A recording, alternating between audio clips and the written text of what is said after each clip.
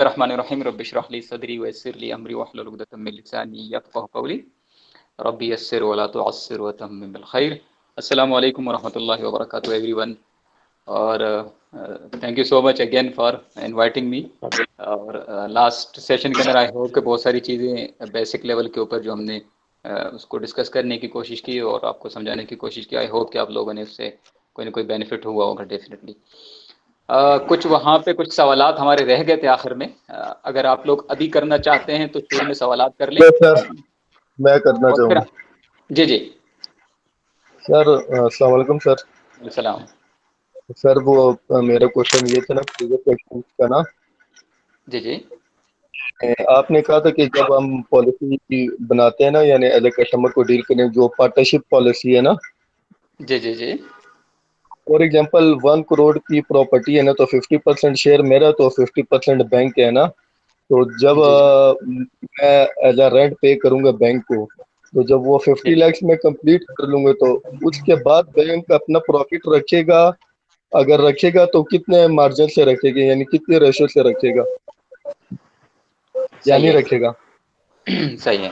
देखें, इसमें होता यह है कि इसमें मुख्तलिफ तरीक़ेकार इस्तेमाल हो सकते हैं। फॉर एग्जांपल अगर हम कंज्यूमर साइड पे बात करें तो हमारे पास डिमिनिशिंग मुशारका की प्रोडक्ट अवेलेबल होते हैं। मिसाल के तौर पे एक कस्टमर हमारे पास आता है और वो कहता है कि मुझे घर चाहिए, ठीक है।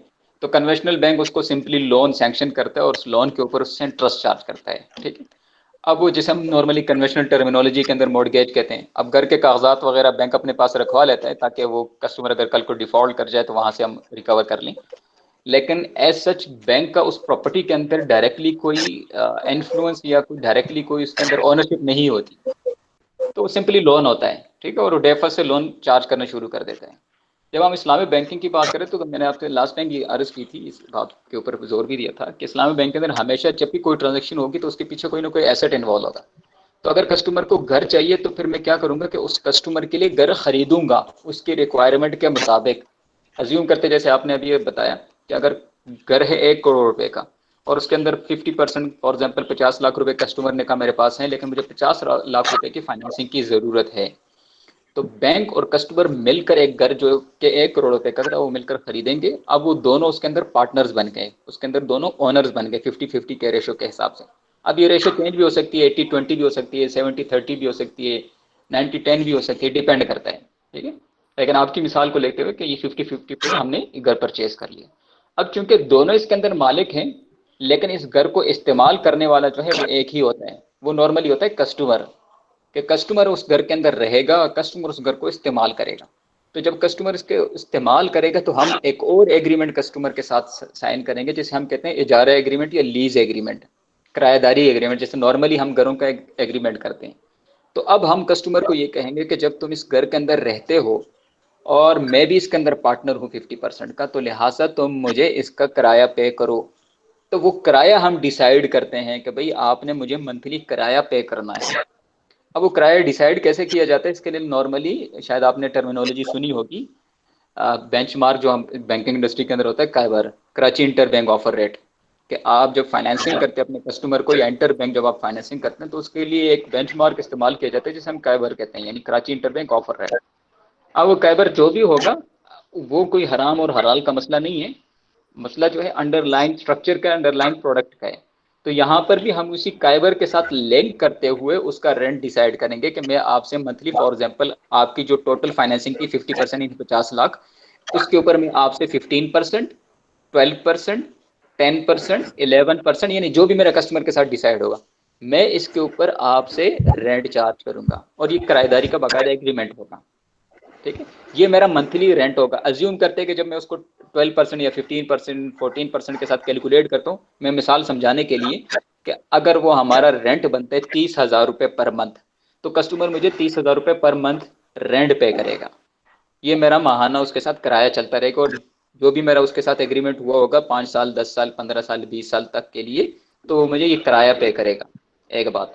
दूसरी बात ये कि मैं उस कस्टमर को ये भी ऑफर करूंगा कि तुम मेरा जो शेयर है इस प्रॉपर्टी के अंदर, इस घर के अंदर, वो है अराउंड तकरीबन 50%। तो तुम मेरे 50% शेयर्स को भी मुझसे आहिस्ता आहिस्ता परचेज करते जाओ।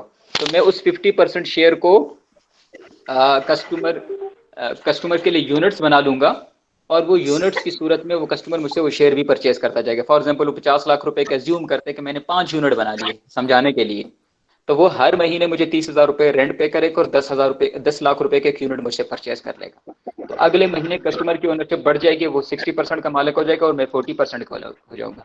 तो लिहाजा मेरी जो किराएदारी का जो कॉन्ट्रैक्ट है जिसके अंदर मेरा किराया था 30,000 पहले महीने, अब वो भी कम हो जाएगा क्योंकि मेरी ओनरशिप कम हो गई है। तो अब वो मुझे फॉर एग्जाम्पल अगले महीने 25,000 रुपए रेंट पे करेगा और एक और यूनिट मुझसे परचेज कर लेगा। अगले महीने फिर वो 70% का मालिक बन जाएगा। इसी तरीके से वो आहिस्ता आहिस्ता ग्रेजुअली मेरी ओनरशिप खरीदता जाएगा और उसकी जो किराया जो है वो भी कम होता जाएगा, और एट दी एंड अच्छा। वो सारा का सारा परचेज कर लेगा और मैं उस पार्टनरशिप से निकल जाऊंगा। ये तो वो साइड है जो हाउस फाइनेंसिंग के अंदर हम इस्तेमाल करते हैं। लेकिन अगर मैं अच्छा। फाइनेंसिंग साइड पे आता हूँ, यानी जहां पे कस्टमर को बिजनेस के लिए फाइनेंसिंग चाहिए, तो वहां पर मैंने आपको लास्ट टाइम अर्ज की थी कि वहां पे कस्टमर को हमने मुख्तलिफ प्रोडक्ट्स ऑफर किए कि उसको रॉ मटेरियल परचेज करना है तो उसके लिए हमने मुराबाहा इस्तेमाल किया है, उसको प्लांट एंड मशीनरी परचेज करनी है तो उसके लिए हमने इजारा इस्तेमाल किए, उसको प्रोडक्शन के लिए पैसे चाहिए उसके लिए हमने इस्तिस्ना इस्तेमाल किए। लेकिन अगर वहां अच्छा। पर कस्टमर कहते हैं यहाँ पर भी मैं आपके साथ पार्टनरशिप करना चाहता हूँ, तो वो पार्टनरशिप फिर हम करते हैं लेकिन सिलेक्टेड क्लाइंट्स के साथ, कि जिनके डॉक्यूमेंट्स, जिनके अकाउंट्स, जिनकी सारी चीजें, जिनके फाइनेंशियल जो है ना वो प्रॉपर तरीके के साथ बनते हों।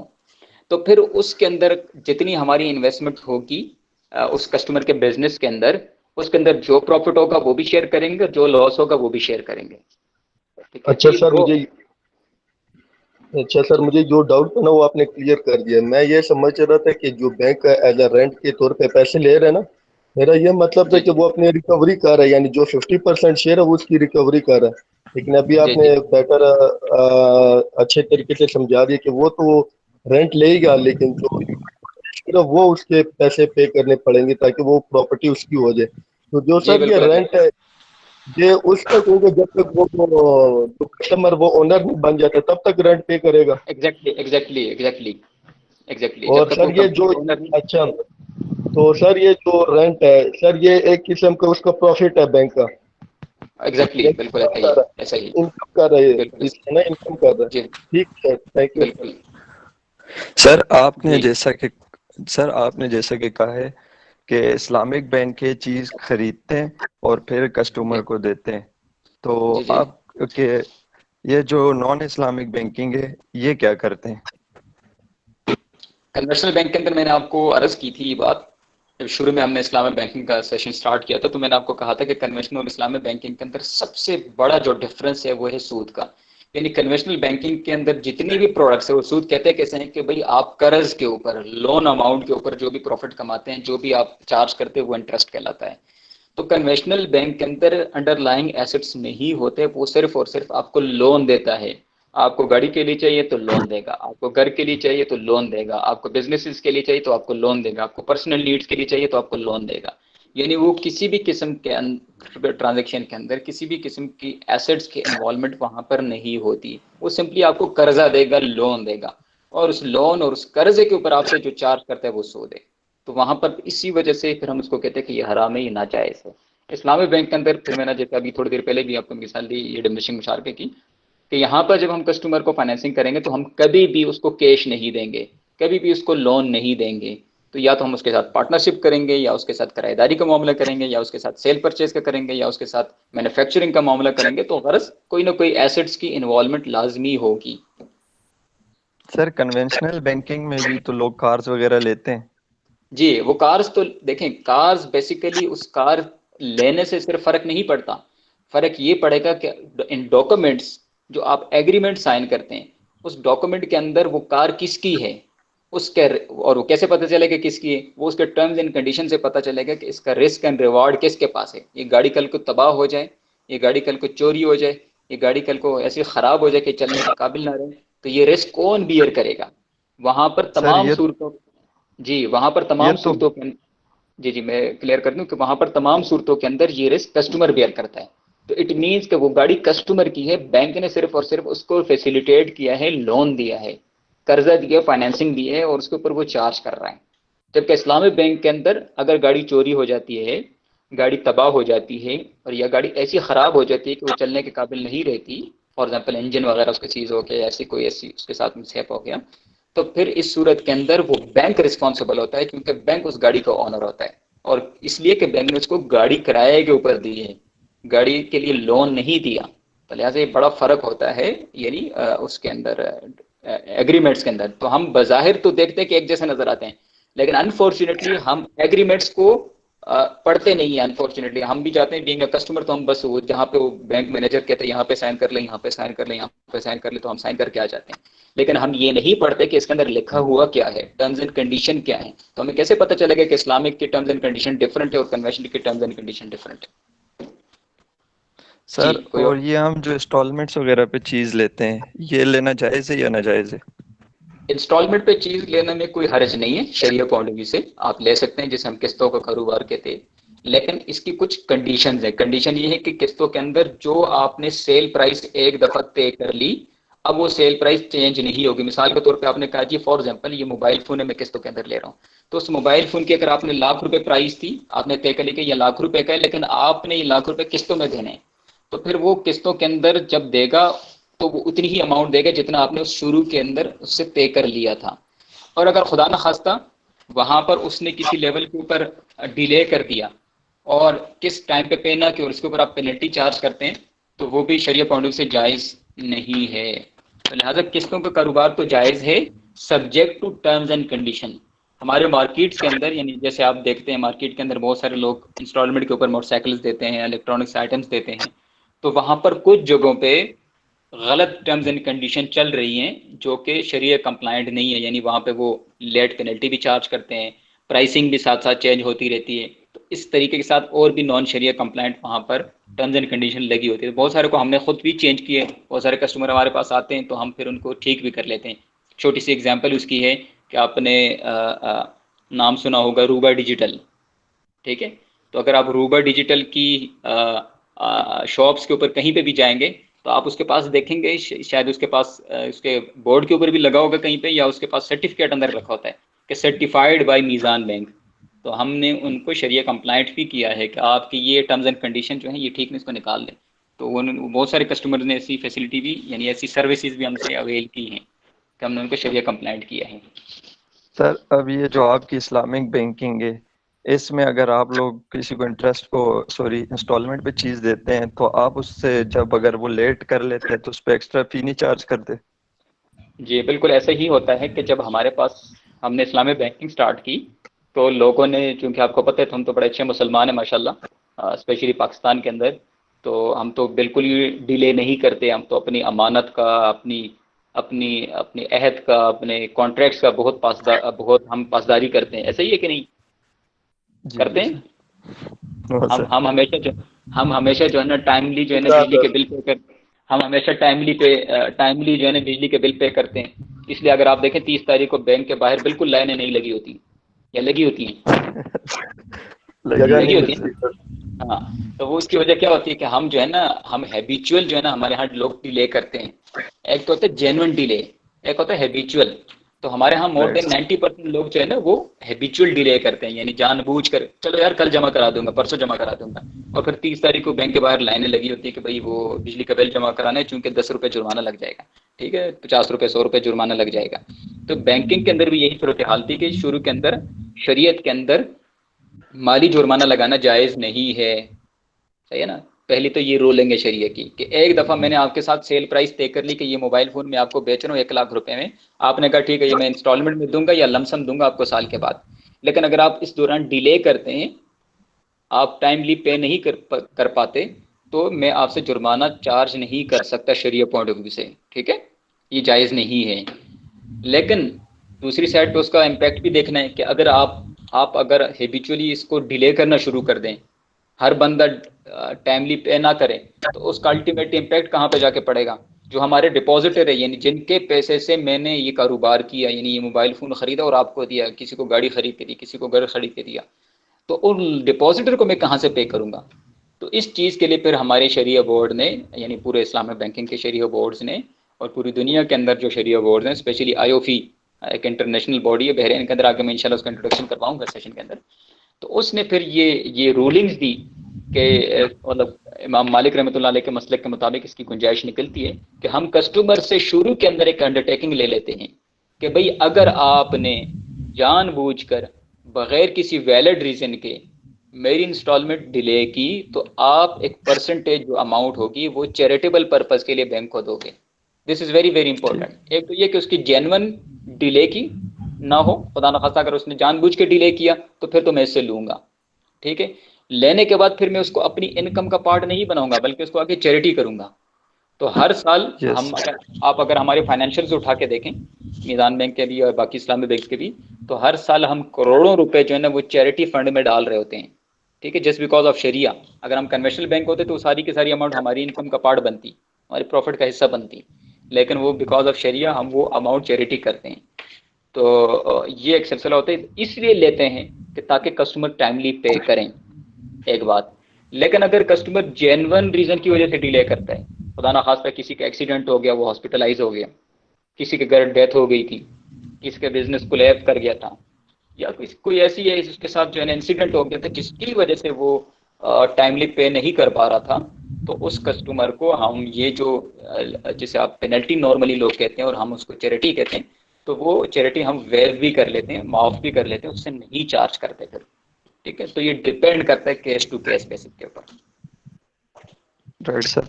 और सर ये इस्लामिक बैंकिंग में करंट अकाउंट और सेविंग अकाउंट्स वाला वो होता है प्रोसीजर या नहीं? जी मैंने लास्ट टाइम भी, शायद आप लास्ट सेशन में थे कि नहीं थे? सर शायद मैं नहीं था। अच्छा, शायद मतलब चलें शायद सर, क्या मैं था, सुन लूंगा अगर आपने उसमें आंसर किए हुए तो। शायद नहीं, मतलब आपको तो कंफर्म होगा ना कि सेशन अटेंड किए कि नहीं किया। लास्ट सेशन में मैंने सेशन बताया था अटेंड कि किए लेकिन वहां से शायद मैं स्किप कर गया हूँ कुछ। अच्छा अच्छा, जी बिल्कुल होता है। कन्वेंशनल बैंक के अंदर भी सेविंग अकाउंट करंट अकाउंट होता है, इसी तरह इस्लामी बैंक के अंदर भी करंट अकाउंट सेविंग अकाउंट होता है, लेकिन दोनों थोड़े से डिफरेंट होते हैं। कन्वेंशनल बैंक के अंदर करंट अकाउंट सेविंग अकाउंट दोनों कर्ज की बेस पे होते हैं, यानी लोन होता है, आपने बैंक को लोन दिया और उस लोन के ऊपर बैंक आपको एक रिटर्न देता है। करंट अकाउंट के ऊपर तो कुछ भी रिटर्न नहीं देता और सेविंग अकाउंट के ऊपर कुछ रिटर्न देता है जो कि सूद के ज़मरे में आता है। इस्लामी बैंक के अंदर भी करंट अकाउंट और सेविंग अकाउंट होते हैं। करंट अकाउंट के अंदर इस्लामी बैंक भी कुछ रिटर्न नहीं देते, यानी जितना दिया है उतना ही आपको वापस किया जाएगा, क्योंकि कर्जे के ऊपर जो भी आप प्रॉफिट लेंगे वो सूद बन जाता है, लिहाजा उसके ऊपर हम कोई भी रिटर्न नहीं देते।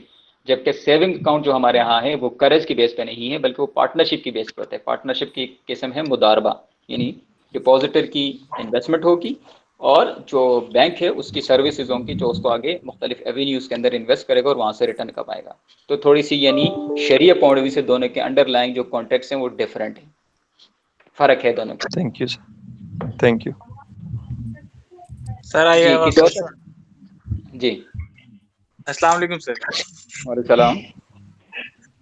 सर बात यहाँ पे सूद की हो रही है तो मेरे माइंड में एक क्वेश्चन था कि अगर मैं किसी को पैसे देता हूँ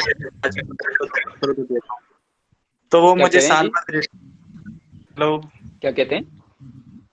सर, आवाज आ रही है आपको? जी जी, अब आ रही है, थोड़ी सी ब्रेक हो रही है आवाज़ आपकी, थोड़ी सी बताइए। अच्छा सर, यहाँ बात सूद की हो रही थी कि अगर मैं किसी को पैसे देता हूँ आज आप लाख रुपए मुझे साल बाद रिटर्न करेंगे, जी तो जी, आज पैसे की वैल्यू कुछ और है, साल बाद पैसे की वैल्यू कुछ और है, तो क्या उसके ऊपर पैसे और लेना, तो क्या इस चीज में मेरा हक नहीं बनता? उतने ही पैसे लूंगा जितने पहले दिए। देखिए यही तो सूद है, यही तो सूद है जिसे हम कहते हैं टाइम वैल्यू ऑफ मनी, ठीक है ना।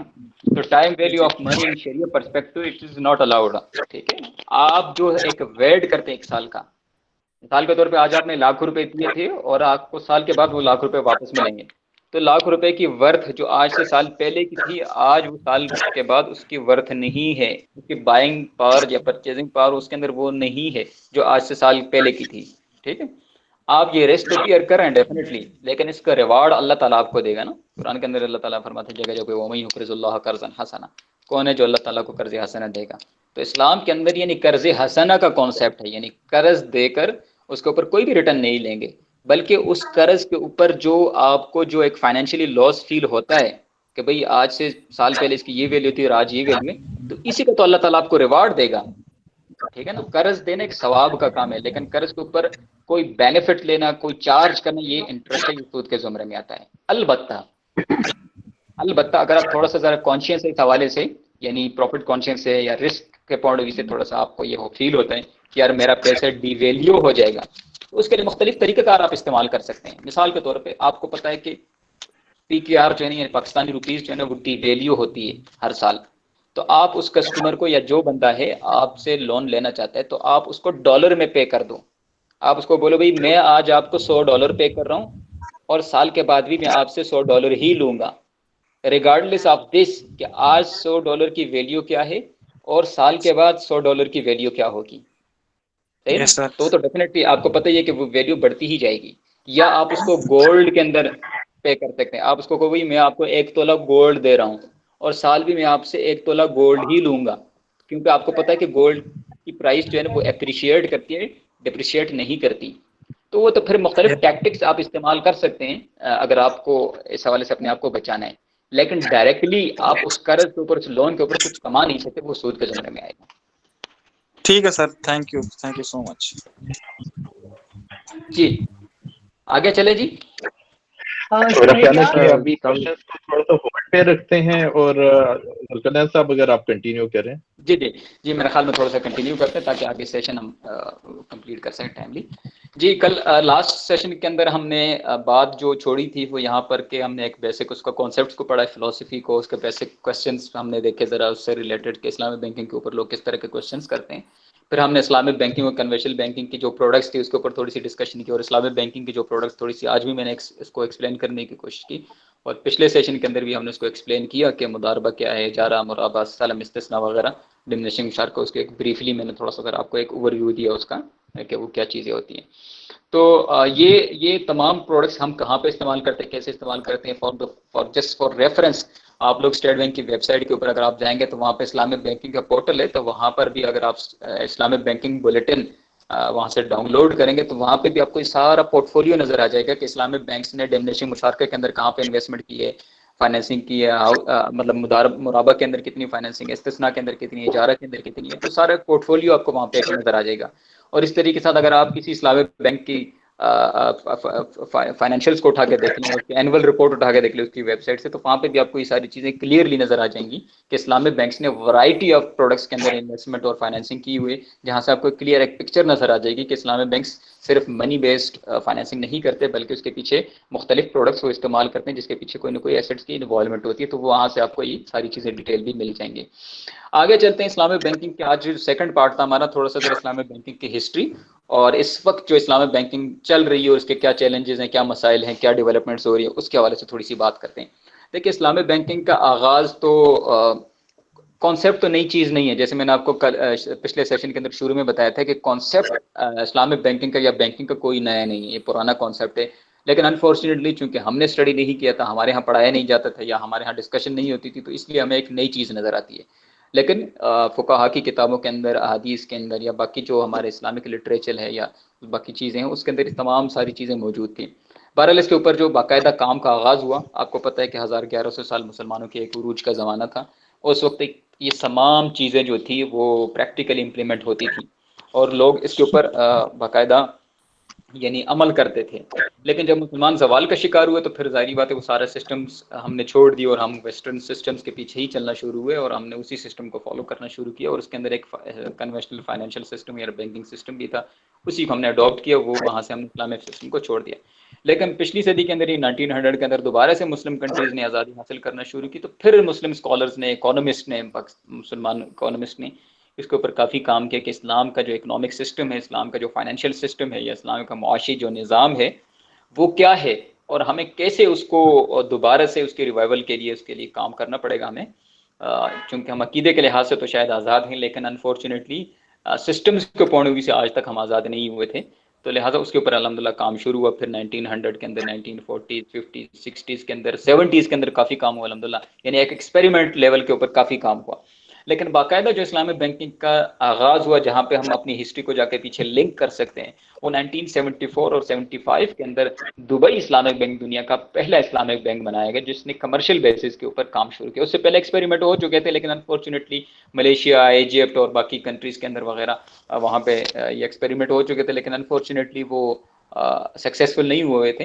लेकिन बाकायदा जो कमर्शियल बेसिस के ऊपर आगाज़ हुआ 1974-75 के अंदर दुबई इस्लामिक बैंक ने आगाज़ किया, और इसी ज़माने के अंदर इस्लामिक डेवलपमेंट बैंक बना और उसने इस्लामिक कंट्रीज़ को इस्लामिक तरीके के साथ फैसिलिटेट करना शुरू किया। फिर ईरान के अंदर 1980s के अंदर और पाकिस्तान के अंदर इस्लामाइजेशन ऑफ इकोनॉमी के नाम से काम शुरू हुआ, सूडान के अंदर उस ज़माने के अंदर काम शुरू हुआ। फिर 90s के अंदर बहुत सारी ऑर्गेनाइजेशन बनी जिसने इस्लामिक फाइनेंशियल सिस्टम को प्रमोट करने के लिए, उसको रेगुलेट करने के लिए अपना काम शुरू किया, के अंदर IOC है और बहुत सारे इदारे हैं। फिर ये सिलसिला अल्हम्दुलिल्लाह पाकिस्तान के अंदर भी चलता रहा, और आज सूरत हाल ये है कि पूरी दुनिया के अंदर इस वक्त around 1400 plus Islamic financial institutions पूरी दुनिया के अंदर इस वक्त ऑपरेट कर रहे हैं, और पूरी दुनिया के अंदर जो है वो इस वक्त इस हवाले से अल्हम्दुलिल्लाह काम चल रहा है। और 100 मिलियन प्लस जो है कस्टमर्स, यानी 100 मिलियन कस्टमर हैं इस वक्त इस्लामिक फाइनेंशियल प्रोडक्ट्स के, जो लोग उसको इस्तेमाल करते हैं पूरी दुनिया के अंदर, विच बिग नंबर अल्हम्दुलिल्लाह के लोग इसको इस्तेमाल कर रहे हैं। ठीक है, इसी तरीके के साथ मुख्तलिफ इस इस्लामिक फाइनेंशियल सर्विसेज की जब हम बात करते हैं उसके अंदर इस्लामिक बैंक्स भी आ जाते हैं, तकाफुल कंपनीज भी आ जाती है, म्यूचुअल फंड्स भी आ जाते हैं, तो बहुत सारी चीज़ें इसके अंदर आ रही हैं। तो इस वक्त पूरी दुनिया के अंदर इस हवाले से अल्हम्दुलिल्लाह काम शुरू हो चुका है। मोर देन तकरीबन 70-75 प्लस कंट्रीज के अंदर जो है इस्लामिक बैंकिंग इस वक्त हो रही है। 75 प्लस कंट्रीज बिग नंबर के जहाँ पर इस्लामिक बैंकिंग हो रही है। हम तो पाकिस्तान के अंदर अभी तक यही सोच रहे हैं कि कान को यहाँ से पकड़ ले, यहाँ से पकड़ ले, बात तो एक ही है, विच इज़ वेरी अनफॉर्चुनेट। लेकिन दुनिया के अंदर इस हवाले से काफ़ी काम हो चुका है, और पूरी दुनिया के अंदर इस हवाले से एक अवेयरनेस आ चुकी है कि इस्लाम का फाइनेंशियल सिस्टम क्या है, इस्लाम का इकोनॉमिक सिस्टम क्या है, जिसको ना सिर्फ मुस्लिम कंट्रीज़ ने अडॉप्ट किया, जिसके अंदर Kuwait, Bahrain, Saudi Arabia, Pakistan, Malaysia, Iran, Sudan वगैरह शामिल हैं, बल्कि नॉन मुस्लिम कंट्रीज़ ने भी इवन इस्लामिक फाइनेंशियल सिस्टम्स को उनके प्रोडक्ट्स को वहाँ पर इम्प्लीमेंट किया अल्हम्दुलिल्लाह, जिसके अंदर US शामिल है, UK है, कनाडा है, स्विट्ज़रलैंड है, श्रीलंका है, ऑस्ट्रेलिया है, साउथ अफ्रीका है, और इस तरीके के साथ न्यू कमर्स के अंदर Oman, Tanzania, Singapore, Germany, Hong Kong वगैरह, रशिया वगैरह, यूक्रेन वगैरह शामिल हैं। तो अल्हम्दुलिल्लाह इससे हमें ये बात इस अंदाज़ा होता है कि इस्लाम का जो फाइनेंशियल सिस्टम है शायद वो वाहिद इस्लाम की एक चीज़ है जो कि पूरी दुनिया ने अडॉप्ट की है। शायद हमारे बहुत सारे कुछ रूल्स तो आपको पता है वेस्टर्न कंट्रीज वैसे ही, स्पेशली ट्रेड के पॉइंट से हमारे यहाँ जैसे फेयरनेस और सारी चीज़ें वो लोग अडॉप्ट किए होते हैं, लेकिन बाकी चीज़ें बहुत सारी चीज़ें जो है मुसलमानों की वो नहीं करते। लेकिन इस्लाम का जो फाइनेंशियल सिस्टम है अल्हम्दुलिल्लाह इस हवाले से उन लोगों ने काफ़ी इंटरेस्ट यानी अपनी दिलचस्पी इसके अंदर शो की और इस हवाले से काम किया, नॉन मुस्लिम कंट्रीज़ ने भी। तो ये हमारे लिए एक अचीवमेंट की बात है और हमारे लिए प्राउडनेस की बात है कि अल्हम्दुलिल्लाह हम इस पर फख्र कर सकते हैं कि हमारा एक सिस्टम वो लोग भी अडॉप्ट कर रहे हैं। इसी तरीके के साथ बहुत सारे लोगों के अंदर जहनों के अंदर एक सवाल होता है कि इंटरनेशनली जब हम बैंकिंग करते हैं या जो हमारा बैंकिंग सिस्टम है वो तो चूंकि IMF और वर्ल्ड बैंक के अंडर आता है, उसके इन्फ्लुएंस के अंडर होता है, तो कैसे हम फिर उस इस्लामिक सिस्टम को कैसे कर पाते हैं, तो विच इज़ मतलब नॉट पॉसिबल। मतलब नॉर्मली एक आम आदमी को ये फील होता है कि शायद हम ये नहीं कर पाएंगे, लेकिन ऐसी बात नहीं है। इवन के IMF ने भी इस्लामिक फाइनेंसिंग शुरू की हुई है।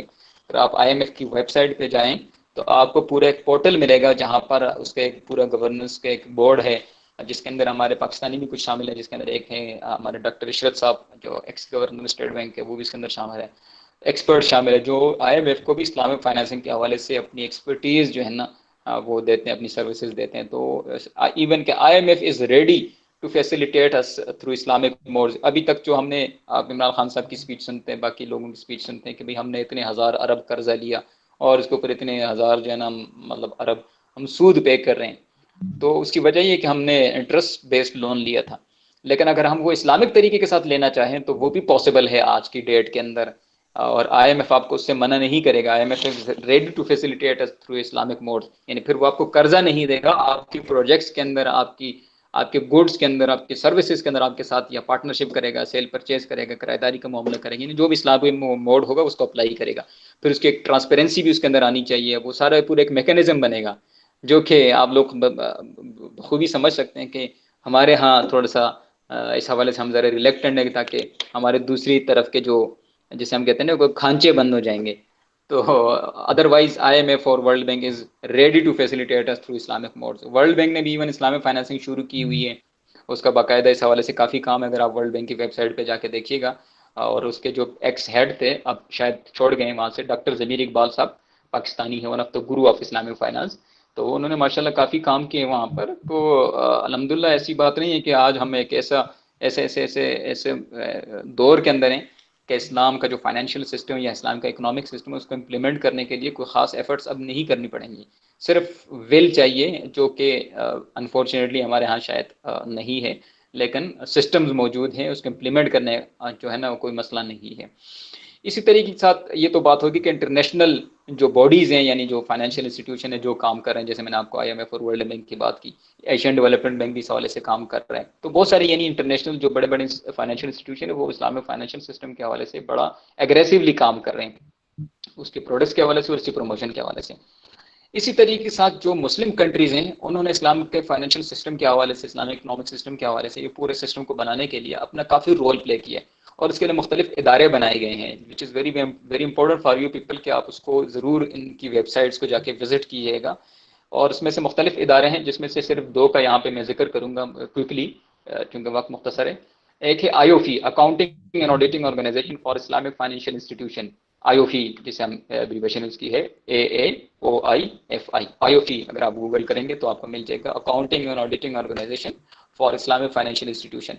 ये दुनिया का सबसे बड़ा, सबसे इम्पोर्टेंट और सबसे ऑथेंटिक इदारा है जो कि पूरी दुनिया के अंदर इस्लामिक फाइनेंशियल इंस्टीट्यूशंस, चाहे इस्लामिक बैंक्स हैं, चाहे म्यूचुअल फंड्स हैं, चाहे तकाफुल कंपनीज हैं, जिस तरह के इदारे काम कर रहे हैं उनके लिए ये स्टैंडर्ड्स प्रोवाइड करता है। किस तरह के स्टैंडर्ड्स प्रोवाइड करता है? शरिया स्टैंडर्ड्स, कि आपने शरिया पॉइंट ऑफ व्यू से मुराबहा करना है तो उसके लिए क्या प्रोटोकॉल्स हैं, क्या प्रोसीजर्स हैं, ठीक है, वो बनाता है अल्हम्दुलिल्लाह। इसी तरीके के साथ इजारा करना है, डेमनिशन मुशारका मुदारबा करना है तो उसके लिए पूरे प्रोटोकॉल्स और स्टैंडर्ड्स बनाता है। तो this is very very important organisation जो कि पूरी दुनिया के अंदर काम कर रहा है इस हवाले से। इसी तरीके के साथ एक और इदारा है जिसका नाम है IFSB, Islamic financial services board. IOFI जो है वो बहरीन बेस्ड है, यानी इसका हेडक्वार्टर बहरीन के अंदर, ये 1990s के अंदर बना था, और इसने पिछले यानी 1990s और आज 2020 से तकरीबन 30 साल उसको होने को हैं। तो इन 30 सालों में इसने अल्हम्दुलिल्लाह तकरीबन 60 के करीब शरिया स्टैंडर्ड इशू किए हैं। 60 शरिया स्टैंडर्ड, 60 शरिया स्टैंडर्ड मीन्स कि इस्लामिक बैंकिंग के अंदर जितनी भी प्रोडक्ट्स हैं, जितनी भी सर्विसेज हैं, जितनी भी काम हैं, उसको उन्होंने स्टैंडर्ड्स की सूरत में पूरा का पूरा कवर किया हुआ है, ठीक है। और इन स्टैंडर्ड्स को बनाने वाले कौन है? This is very very important, कि ये वो बॉडी है जिसके अंदर पूरी दुनिया के एक्सपर्ट्स जो है इसके बोर्ड के ऊपर हैं, और उसमें से तकरीबन 15 के करीब जो है इसके एक्सपर्ट्स इस बोर्ड के ऊपर हैं तकरीबन। और लकीली इस बोर्ड के अंदर सिर्फ 2 पाकिस्तानी हैं, ठीक है ना, 2 पाकिस्तानी हैं। एक पाकिस्तानी तो काफ़ी अरसे से हैं, सिंस इंसेप्शन, जब से ये IOFI बना है अल्हम्दुलिल्लाह, और वो है मुफ्ती तकी उस्मानी साहब।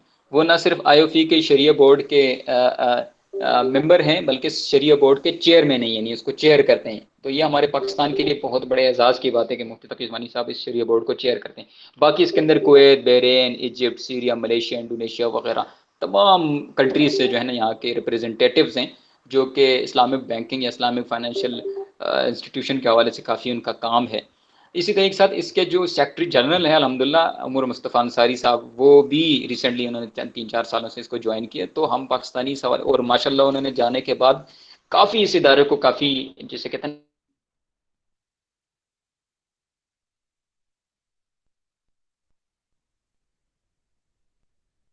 एक्टिव किया और भी। तो अल्हम्दुलिल्लाह जहाँ पे पाकिस्तानी ने काफ़ी काम किया अल्हम्दुलिल्लाह, तो वहाँ पर भी उन्होंने काफ़ी काम किया अल्हम्दुलिल्लाह। तो ये IOFI is very very important organisation for Islamic financial institution, और हम उन्हीं के स्टैंडर्ड्स को पूरी दुनिया के अंदर, उन्हीं के प्रोटोकॉल्स को हम पूरी दुनिया के अंदर अल्हम्दुलिल्लाह हम अडॉप्ट किए हुए हैं हमने, और हम उसको फॉलो करते हैं।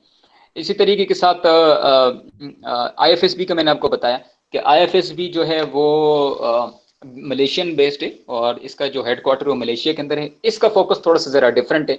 इसका फोकस है रेगुलेटरी पॉइंट ऑफ व्यू से, कि जो आपके यहाँ जो रेगुलेशंस, बाज़ल्स वगैरह और बाकी जो रिस्क मैनेजमेंट, लिक्विडिटी मैनेजमेंट और इस तरह की जो चीज़ें, यानी इस्लामिक बैंक्स के लिए क्या क्या चीज़ें ज़रूरी हैं इस हवाले से, तो उस हवाले से यानी वो जो सेंट्रल बैंक से पूरी दुनिया के अंदर उनके साथ वो कोऑर्डिनेशन में रहता है, और उनके मसाइल को देखते हुए कि इस्लामिक बैंकिंग सिस्टम को पूरी दुनिया के अंदर सेंट्रल बैंक्स को क्या क्या मसाइल वो फेस कर रहे हैं, और वो फिर वो मलेशिया का ये जो इदारा है IFSB, वो फिर इसको इनके साथ कोऑर्डिनेट करता है और उसके लिए जो है ना वो स्टैंडर्ड्स बनाता है।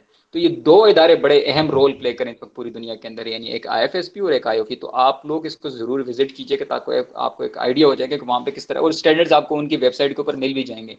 तो ये सबसे ऑथेंटिक ऑर्गेनाइजेशन है, इदारे हैं जिनको आप फॉलो कर सकते हो। और जो इदारा पूरी दुनिया के अंदर इनको फॉलो करेगा, इनके स्टैंडर्ड्स को, इनके प्रोटोकॉल्स को फॉलो करेगा, तो हम उसको 100% शरिया कंप्लायंट इदारा कह सकते हैं। उसके अंदर अल्हम्दुलिल्लाह किसी किस्म की कोई शक व शुबे वाली बात नहीं है। इसी तरीके के साथ अगर हम पाकिस्तान की बात करें कि पाकिस्तान के अंदर इस्लामिक बैंकिंग के हवाले से कितना काम हुआ और कब हुआ, कैसे हुआ, this is also very very important. Unfortunately हमारे यहाँ इस हवाले से आम लोगों को भी और जो हमारे यहाँ पढ़े लिखे लोग भी हैं, जो तबका है हमारे यहाँ प्रोफेशनल्स, उनको भी नहीं पता कि पाकिस्तान के अंदर इस्लामिक बैंकिंग कैसे, किसने स्टार्ट की थी और किसका आइडिया था। हम तो ये बात समझते हैं कि ये कल ही किसी मुफ्ती साहब ने शायद ख्वाब देखा था या उन्होंने एक बस एक आइडिया पेश किया और ये काम शुरू हो गया। ऐसा नहीं है, इसके पीछे बहुत एक लंबी, जिसे कहते हैं कि एक वर्किंग है, बड़ी एक जिसे कहते हैं कि कोशिश है लोगों की। और सबसे इम्पोर्टेंट जो इसके अंदर जो चीज़ है, जो रोल है, जिसका ख्वाब था ये, वो थे कायद-ए-आज़म मोहम्मद अली जिन्ना। जुलाई 1948, आपको पता है कि जुलाई 1948 स्टेट बैंक की बिल्डिंग का इफ्तिताह करते हुए कायद-ए-आज़म रहमतुल्लाह अलैह ने एक स्पीच की थी। बड़ी हिस्टोरिकल स्पीच है वो, और आज भी आप स्टेट बैंक की वेबसाइट के ऊपर जाइएगा और स्पीच को ज़रा हिस्ट्री के अंदर देखिएगा कि कायद-ए-आज़म रहमतुल्लाह अलैह ने उस वक्त जो स्पीच की थी, आज एग्जैक्टली हम उसी सिचुएशन से गुजर रहे हैं। आज जो हमारी इकोनॉमी का बेड़ा गर्क हो चुका है, कायद-ए-आज़म रहमतुल्लाह अलैह ने उस वक्त हमें उससे हमें वार्न किया था कि अगर आप लोग ये काम करेंगे तो वही हशर होगा हमारा। क्या फरमाया कायद-ए-आज़म रहमतुल्लाह, उसका खुलासा ये है उस स्पीच का। आप लोग ज़रूर इस स्पीच को पढ़िएगा कि वहाँ पे कायद-ए-आज़म रहमतुल्लाह अलैह ने क्या फरमाया। खुलासा उसका ये, कायद-ए-आज़म रहमतुल्लाह अलैह ने फरमाया कि मगरिब के सूद पर मुआशी निज़ाम ने, इक़्तिसादी निज़ाम ने इंसानियत को, दुनिया को ऐसे मसाइल के दलदल के अंदर धकेल दिया है कि वहाँ से आप कोई मौजज़ा ही निकाल दे तो निकाल दे, अदरवाइज कोई आसार नज़र नहीं आ रहे। ठीक है। और फिर पर्टिकुलरली उन्होंने इस बात को कोट किया कि ये जो पूरी दुनिया के, अगर आप इस वेस्टर्न इकोनॉमिक सिस्टम को अगर आप फॉलो करेंगे तो हमारी भी तबाही, हमारा भी वही हशर होगा जो मैं इन लोगों का देख के आ चुका हूँ और जो आप लोग देख रहे हैं पूरी दुनिया के अंदर। उस वक्त यानी जुलाई 1948 के अंदर इसको कहते हैं लीडर्स, है ना। ये एक लीडर का एक जो है ना एक विजन होता है, ख्वाब होता है, और उसकी जो है ना और फ्यूचर की एक प्रेडिक्शन होती है। तो उन्होंने उस वक्त हमें इस हवाले से आगाह किया था कि यार ये कितना ख़तरनाक सिस्टम है, ये वेस्टर्न इकोनॉमिक सिस्टम और फाइनेंशियल सिस्टम, आपने इससे बचना है।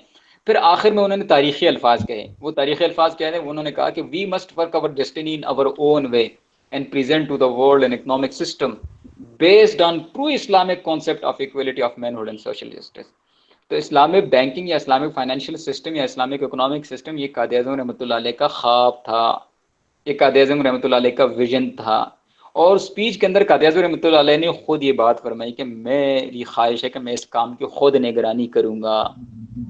स्टेट बैंक के लोगों को और बाकी लोगों को उन्होंने वहाँ पे तो काम नहीं किए, तो हमने नहीं किया। आज 70 साल 72 साल हो गए पाकिस्तान को बने हुए, लेकिन आज भी हम उस सिस्टम को पूरी तरीके के साथ इम्प्लीमेंट नहीं कर पाए। और आज जो हम रोना रो रहे हैं कि हम दिवालिया हो चुके हैं, हमारे पास कुछ नहीं, हम सारा कुछ बाहर से लेकर आए हैं।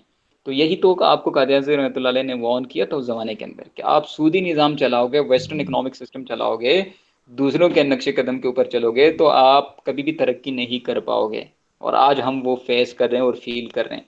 ठीक है। लेकिन अनफॉर्चुनेटली हमारे यहाँ इकोनॉमिक्स, फाइनेंस और अकाउंटिंग और सारी चीज़ें तो पढ़ाई जाती हैं, लेकिन ये नहीं पढ़ाया जाता कि कायद-ए-आज़म रहमतुल्लाह अलैह का क्या विजन था, अल्लामा इकबाल का क्या विजन था, और इस्लाम और शरीयत के अंदर सूद के हवाले से या फाइनेंशियल सिस्टम के हवाले से क्या क्या गाइडलाइंस मौजूद है।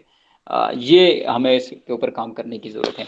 बहरहाल फिर हमारा आईन है, उस आईन के अंदर पर्टिकुलरली इस हवाले से काफ़ी चीज़ें मौजूद हैं इस्लामिक फाइनेंशियल सिस्टम के हवाले से अल्हम्दुलिल्लाह। उसके अगर आप आर्टिकल 227 को देखें तो उसमें भी क्लियरली ये बात लिखी हुई है कि कोई कानून कुरान और सुन्नत के खिलाफ नहीं बनेगा। तो पाकिस्तान में सूद का कानून कैसे चल रहा है, जो कि मतलब कानूनी तौर पे आप जो काम कर रहे हैं इस वक्त, जो सूदी निज़ाम चल रहा है, ये कानूनी तौर पे ठीक नहीं है, क्योंकि आपका आईन उसको मना करता है। जब जो चीज़ आईन से कॉन्ट्राडिक्ट करती है तो वो कानूनी तौर पे यानी आपके ऊपर आप अगर एक चीज़ आईन मना करे और कोई भी बंदा उसके ऊपर कानून बना ले तो वो गलत कानून है। तो यहाँ पर भी ऐसा ही हो रहा है। इसी तरीके के साथ उसके आर्टिकल 38F के अंदर लिखा हुआ है कि the state shall eliminate riba as early as possible, कि हुकूमत के वक्त की ये जिम्मेदारी है कि वो मुल्क से सूद का खात्मा करें। 1973 का आइन में ये पर्टिकुलरली बात लिखी हुई है। तो आज 46-47 ईयर्स हो गए उस आइन को भी बने हुए, लेकिन अनफॉर्चुनेटली आज भी हम उस सिस्टम को पूरी तरीके के साथ इस्लामिक नहीं कर पाए। which is very unfortunate for us कि being a 95% Muslim population still we have मतलब less than 16% Islamic banking Islamic financial system in Pakistan। तो हमें इस बात को सोचने की ज़रूरत है। फिर आपकी हिस्ट्री एक बहुत बड़ी रिच हिस्ट्री आपकी इस्लामिक फाइनेंशियल सिस्टम के हवाले से अल्हम्दुलिल्लाह। फिर अगर आप देखें आपका 1991 के अंदर फेडरल शरीयत कोर्ट की जजमेंट है इस हवाले से, सूद के हवाले से, बड़ी हिस्टोरिकल जस्टिस तंजीलुर रहमान साहब की जजमेंट है। फिर सबसे इम्पोर्टेंट जो जजमेंट है, मैं डिटेल में इसलिए नहीं जा रहा, उसके पीछे काफ़ी लंबी बहस है, लेकिन मैं मुख्तसरन आपको सिर्फ कोट कर रहा हूँ ताकि आप लोग बाद में जाके इसको ज़रा स्टडी करें और कहीं पे आप लोग उसको समझने के लिए इसको मजीद उसको जो है ना इसके ऊपर पढ़ें, आप लोग गूगल करें और पढ़ें। इस तरीके से 1999 के अंदर 1999 के अंदर दुनिया की तारीख का सबसे कम्प्रिहेंसिव जजमेंट दिया सुप्रीम कोर्ट ऑफ पाकिस्तान ने। 1100 पेजेस के ऊपर एक जजमेंट आई जिसके अंदर सुप्रीम कोर्ट ऑफ पाकिस्तान ने इस सूद को और सूदी निज़ाम को हराम करार दे दिया। 5 मेंबर्स थे उस बेंच के अंदर, justice Khalilur Rahman, justice Wajihuddin Ahmad, justice Munir Sheikh, justice Mufti Taqi Usmani, justice Mahmood Ahmad Ghazi रहमतुल्लाह अलैह। इन तमाम लोगों ने मुत्तफ़िक़ तौर पर ये फैसला दिया था उस ज़माने के अंदर, और पूरी दुनिया के एक्सपर्ट्स और स्कॉलर और इकोनॉमिस्ट और बैंकर्स और लॉयर्स ने इसके अंदर पार्टिसिपेट किया था, और 1100 पेजेस के ऊपर ये फैसला आया। और ये दुनिया की तारीख का सबसे कॉम्प्रिहेंसिव लीगल डॉक्यूमेंट है ऑन इंटरेस्ट और उसका अल्टरनेटिव सिस्टम यानी इस्लामिक फाइनेंशियल सिस्टम। लेकिन अनफॉर्चुनेटली हमने इसके ऊपर उस तरह हमने उस चीज़ से उतना फ़ायदा नहीं उठाया जितना बाकी कंट्रीज़ ने उठाया, स्पेशली मलेशिया वगैरह ने, उन्होंने उसके ऊपर काम किया अल्हम्दुलिल्लाह। और ये डॉक्यूमेंट पूरी दुनिया के अंदर बड़ा पॉपुलर हुआ कि ये दुनिया के अंदर कभी भी ऐसा नहीं हुआ था कि उसकी एक सुप्रीम अथॉरिटी यानी सुप्रीम कोर्ट ऑफ पाकिस्तान ने उसके ऊपर फैसला दिया हो, यानी किसी भी कंट्री के अंदर ये वाहिद कंट्री थी। तो अल्हम्दुलिल्लाह इससे आप अंदाज़ा लगा सकते हैं कि हमने यानी सिंस इंसेप्शन यानी 1947 का रहमतुल्लाह का विजन, फिर उसके बाद 60s और 70s, फिर उसके बाद जुल्फ़िकार अली भुट्टो साहब, फिर अपना जनरल ज़िया-उल-हक़ साहब और बाद में आने वाले लोगों ने इसके ऊपर यानी कुछ ना कुछ कंट्रीब्यूट किया है। लेकिन जिन लोगों का काम था उसको प्रैक्टिकली इम्प्लीमेंट करना, उन्होंने उसके लिए अपना रोल अदा नहीं किया, विच इज़ वेरी अनफॉर्चुनेट। इसी तरीके के साथ अगर आप स्टेट बैंक की वेबसाइट के ऊपर चले जाएं तो वहाँ पर एक स्टडी करवाई थी 2015 के अंदर स्टेट बैंक ऑफ पाकिस्तान ने, केप स्टडी के नाम से है, KAP, knowledge attitude and practice of Islamic banking in Pakistan. 10,000 लोगों से उन्होंने ये सर्वे कंडक्ट करवाया था, 10,000 लोगों से, और उन लोगों से पूछा था कि आप लोग क्या चाहते हैं इस्लामिक बैंकिंग के हवाले से। मुख्तलिफ सवाल थे, मुख्तसरन इसके 1-2 सवाल मैं बता देता हूँ कि उसमें उस सर्वे में से 10,000 लोगों में से 74% लोगों ने इस्लामिक बैंकिंग के अंदर अपनी दिलचस्पी का इजहार किया, अपना इंटरेस्ट शो किया। 74% लोगों ने, विच इज़ मतलब एक बिग नंबर कि आप क्या चाहते हैं कि भाई मतलब आप 74% लोग आपके इस्लामिक बैंकिंग सिस्टम या इस्लामिक फाइनेंशियल सिस्टम आपके कंट्री के अंदर चाहते हैं, ठीक है। इसी तरीके के साथ फिर उन्होंने उसकी 2 कैटेगरीज बनाई थी, यानी एक वो कैटेगरी कि जो बैंकिंग के अंदर काम करते हैं, यानी वो लोग जो बैंकेबल पॉपुलेशन है जिसे हम कहते हैं। आपको पता है पाकिस्तान के अंदर जो बैंकेबल पॉपुलेशन है वो लेस देन 20% है, ठीक है ना, अराउंड 15 to 16% मेरे ख्याल में लोग जो हैं वो बैंकों के साथ यानी फाइनेंशियल इंस्टीट्यूशन के साथ काम करते हैं। कहीं के किसी का अकाउंट है, कोई फाइनेंसिंग ले रहा है, कोई किस तरह की एक्टिविटी कर रहा है। मोर देन 80% जो लोग हैं हमारे यहाँ out of the financial institution है, out of the financial system है, यानी वो लोग बैंकों के साथ या फाइनेंशियल इंस्टीट्यूशन के साथ काम नहीं करते, जो कि एक वर्स्ट सिचुएशन है किसी भी कंट्री के अंदर। इसी वजह से आप ये देख रहे हैं पूरी दुनिया के अंदर जो हमारे ऊपर कुछ पाबंदियां भी लगी थी FATF वाली और बाकी चीज़ें कि आपके यहाँ टेररिज्म फाइनेंसिंग और बाकी इलीगल फाइनेंसिंग और इलीगल इस तरह की मनी लॉन्ड्रिंग वगैरह और इस तरह की चीज़ें चल रही थी। उसकी वजह ये है कि लोग जो है ना फाइनेंशियल सिस्टम के अंदर पार्ट नहीं है। तो उस पार्ट ना होने की एक बहुत बड़ी वजह आपको स्टेट बैंक का ये सर्वे बताएगा। क्या बता रहे हैं, जो बैंकेबल पॉपुलेशन है जो काम कर रहे हैं बैंकों के साथ, उनसे जब सवाल किया गया कि आप क्या समझते हैं इस बैंकों के हवाले से, तो उन्होंने कहा जी हम बैंकों के साथ काम कर रहे हैं लेकिन हम इसको सूद समझ के कर रहे हैं। 94% लोगों ने ये बात की। इससे आप अंदाज़ा लगाइए कि जो हम में से बहुत सारे लोग, आप अपने घर वालों से पूछेंगे, अपने बहन भाइयों से, वालिदैन से पूछेंगे, वो कहेंगे मैंने तो करंट अकाउंट रखवाया है जी किसी HBL के अंदर, MCB के अंदर, अलाइड के अंदर, फला के अंदर, फला बैंकों के अंदर, ठीक है, मैं तो पिछले 30 साल से 35 साल से काम कर रहा हूँ, लेकिन स्टिल दे आर कंसिडरिंग कि भाई ये सूद है, नाजायज़, हराम है, लेकिन मजबूरी ये कर रहे हैं, ठीक है जी, वो इसको सूद समझते हैं।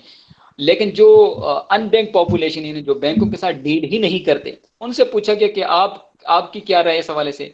उन्होंने कहा जी 98% लोगों ने कहा भाई कि हम ये ये जो कन्वेंशनल सिस्टम है इसको सूद समझते हैं और इसीलिए हम इस सिस्टम के अंदर नहीं आ रहे।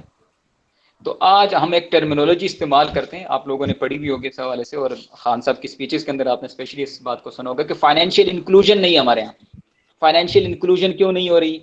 उसकी एक बहुत बड़ी वजह, एक बहुत बड़ा फैक्टर जो है वो आपका रिलीजन है, फेथ है, कि आपके यहाँ पूरा का पूरा सिस्टम सूद के ऊपर बना हुआ है, और आपके यहाँ मोर देन 95% लोग मुसलमान हैं, और मुसलमान का ये अकीदा और बिलीफ है कि सूद हराम है, नाजायज़ है इस शरीयत के अंदर, और आज आगे आपने जो सिस्टम उसको प्रोवाइड किया वो सूदी सिस्टम है, तो वो कैसे उस सिस्टम के अंदर कंफर्ट फील करेगा? जो थोड़े बहुत, जैसे मैंने आपको अर्ज किया कि लेस देन 20% लोग हैं, वो भी बेचारे डर के मारे और मजबूरी के तहत काम कर रहे हैं। ठीक है, तो ये तो अब स्टेट की रिस्पॉन्सिबिलिटी है, उसका अपना सर्वे है, अपनी रिपोर्ट्स हैं, अपनी सारी चीजें, फिगर्स हैं।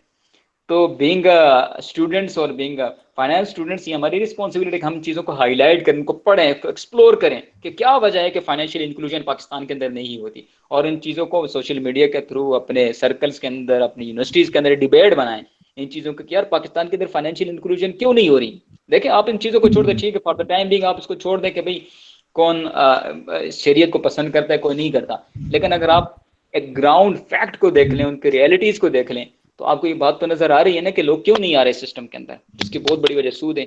तो लिहाजा में इस सिस्टम को समझने की ज़रूरत है। बहरहाल इसी तरीके के साथ पाकिस्तान के अंदर और भी काफ़ी काम हुए।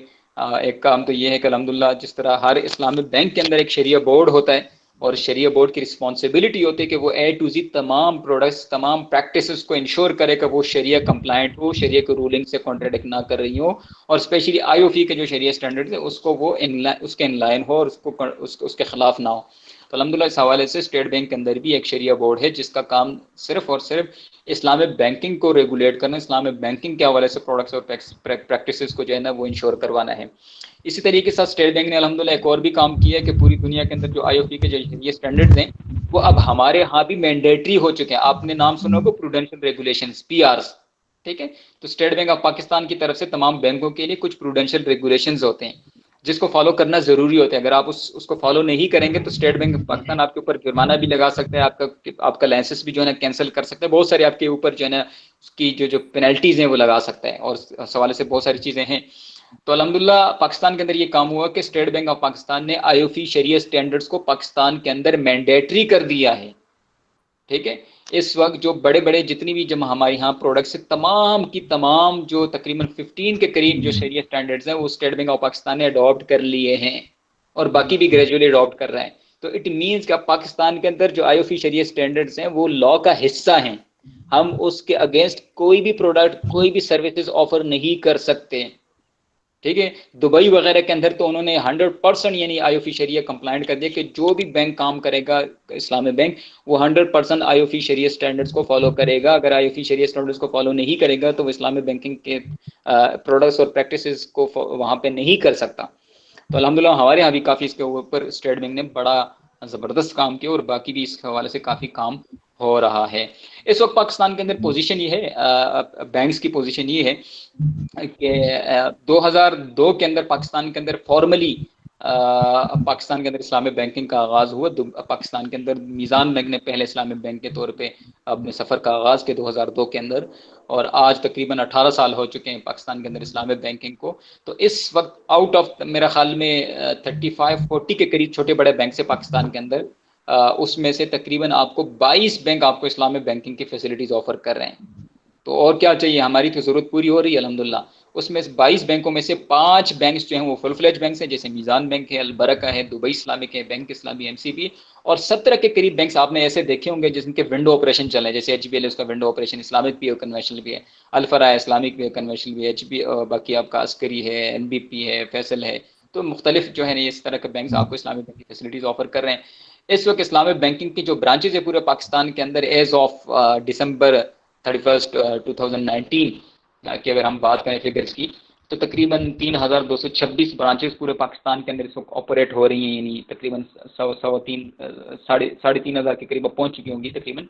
तो 3,500 ब्रांचेस जो है ना पूरे पाकिस्तान के अंदर ऑपरेट हो रही हैं। तो अल्हम्दुलिल्लाह this success of Islamic banking industry in Pakistan. इसी तरीके के साथ अगर आप डिपॉजिट साइज को अगर आप इस्लामिक बैंकिंग का देखें तो तकरीबन 2.6 ट्रिलियन 2.6 ट्रिलियन डिपॉजिट है इस्लामिक बैंकिंग का, आउट ऑफ अराउंड 14 ट्रिलियन, यानी टोटल बैंकिंग इंडस्ट्री का जो डिपॉजिट है तकरीबन 14 ट्रिलियन प्लस है। ठीक है, अब थोड़ा सा ज़्यादा हो गया होगा, 14 trillion plus Islamic total deposit है, और उसमें से 2.6 ट्रिलियन जो है वो इस्लामिक बैंकिंग का है। तो जो कि अगर हम निकालें उसकी परसेंटेज, तो तकरीबन इस्लामिक बैंकिंग इस वक्त पाकिस्तान के अंदर अराउंड 16.6% है, यानी 16.5% इस वक्त पाकिस्तान के अंदर इस्लामिक बैंकिंग हो रही है। और स्टिल तकरीबन यानी यूँ समझ लीजिए कि 85%, 84% जो आपके यहाँ बैंकिंग हो रही है वो कौन सी हो रही है?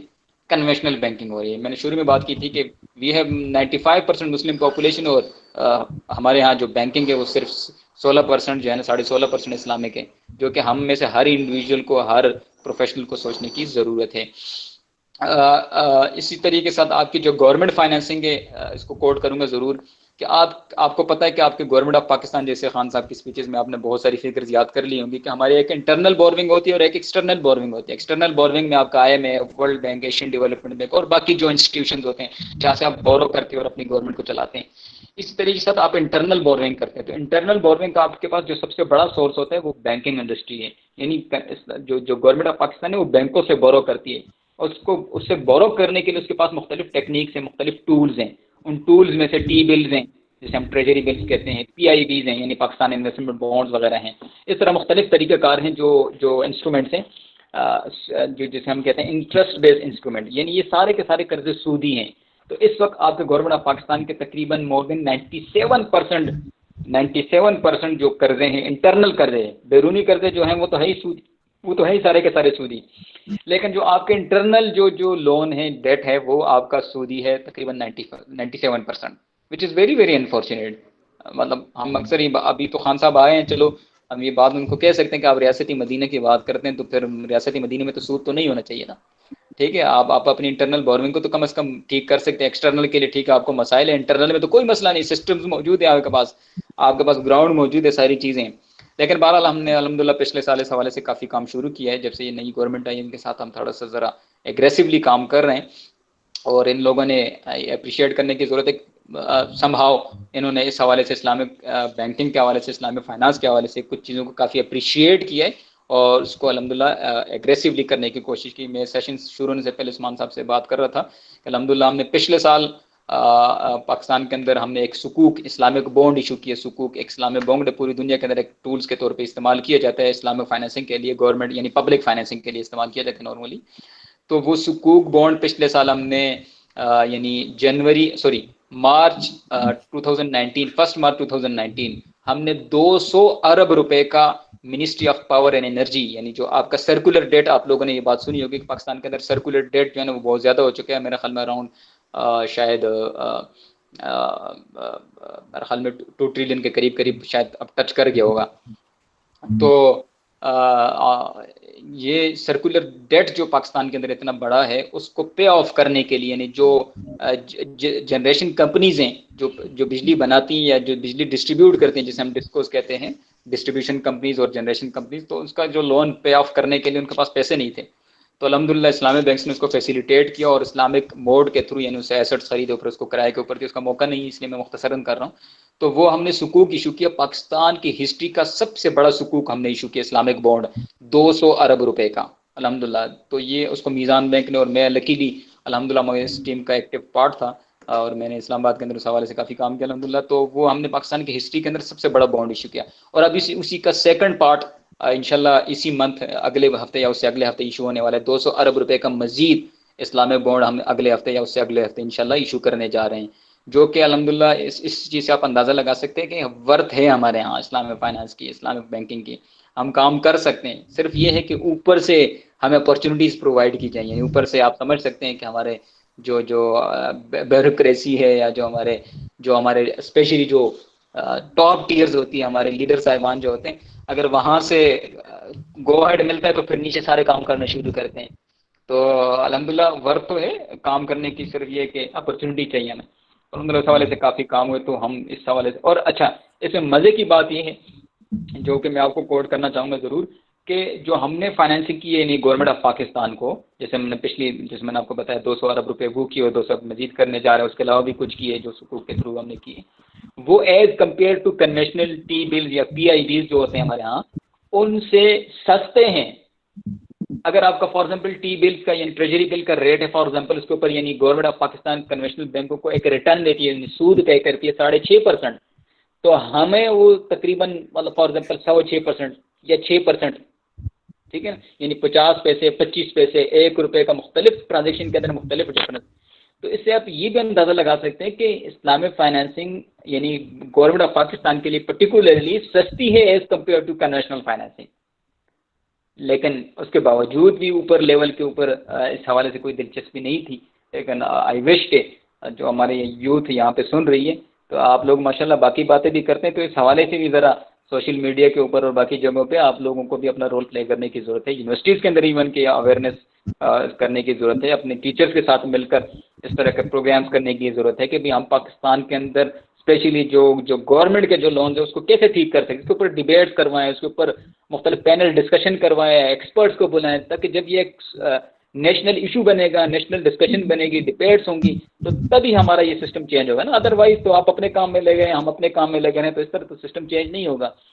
तो हमने सब ने कलेक्टिवली इस हवाले से अवेयरनेस भी करनी है और काम भी करना है अल्हम्दुलिल्लाह। आखिरी 2-3 चीज़ें इस हवाले से कंक्लूड करूँगा कि कोई और चीज़ इस हवाले से, अच्छा मीज़ान बैंक के हवाले से पर्टिकुलरली थोड़ा सा मैं बता दूं इसके अचीवमेंट के हवाले से आखिरी 2-3 स्लाइड के अंदर, कि मैंने जैसे आपको अर्ज़ किया था कि हमने 2002 के अंदर being first Islamic bank of Pakistan हमने काम शुरू किया था, premier Islamic bank of Pakistan. तो उस वक्त हमने एक विजन अपना सेट किया था, तो ये इतना ज़बरदस्त विजन है अल्हम्दुलिल्लाह कि आज भी इसको हम देखें तो पूरी दुनिया के अंदर इसको अप्रिशिएट किया जाता है कि हमने ये विजन सेट किया कि establish Islamic banking as banking of first class. हमारा ये विजन था कि हम पाकिस्तान के अंदर दुनिया के अंदर हम चाहते हैं कि अगर लोगों की बैंकिंग की नीड हो, फाइनेंसिंग की नीड हो या फाइनेंशियल सर्विसेज की नीड हो, तो उसके पास सबसे पहली जो चॉइस होनी चाहिए वो होनी चाहिए इस्लामिक बैंकिंग की। तो हमारा विजन क्या है, establish Islamic banking as banking of first choice. हमने ये नहीं कहा कि establish Meezan bank as banking of first choice. तो अल्हम्दुलिल्लाह उसका हमें रिवार्ड ये मिला कि आज तक अल्हम्दुलिल्लाह हम नंबर 1 ही है। नंबर 1 इस तरह है कि पिछले 18 साल के अंदर यानी 2002 से लेकर आज 2020 से हम 760 ब्रांचेस के साथ पाकिस्तान के लीडिंग इस्लामिक बैंक हैं। करीब भी कोई बैंक नहीं है, जो बाकी बैंक हैं वो 350, 400 के ब्रांचेस के करीब है। तो 760 ब्रांचेस के साथ हम अल्हम्दुलिल्लाह पहले नंबर पे इस्लामिक बैंकिंग के अंदर, और जो टोटल जो पाकिस्तान के अंदर बैंक है तकरीबन 40 के करीब बैंक है, उन बैंकों में से मीज़ान बैंक अल्हम्दुलिल्लाह 6ठे नंबर पे यानी 6th पोजीशन पे आ चुका है, सिर्फ और सिर्फ 18 साल के अरसे के अंदर। अब हमारे आगे जो बड़े बैंक हैं वो सिर्फ 5 बिग प्लेयर्स हैं। आपको पता है कि जो पाकिस्तान के ज़माने से काम कर रहे हैं, HBL है, अलाइड है, UBL है, MCB और नेशनल बैंक है, और उसके बाद हमारा नंबर है। तो आप इससे अंदाज़ा लगा सकते हैं कि इस्लामिक बैंकिंग की पोटेंशियल कितनी है पाकिस्तान के अंदर, ग्रोथ कितनी है कि 18 साल के अंदर हमने यानी 70 साल के मेच्योर्ड जो इंस्टीट्यूशन थे उनको हमने कम्पीट करने की कोशिश की, और हम उनके स्टेज के ऊपर अल्हम्दुलिल्लाह हम पहुँच चुके हैं।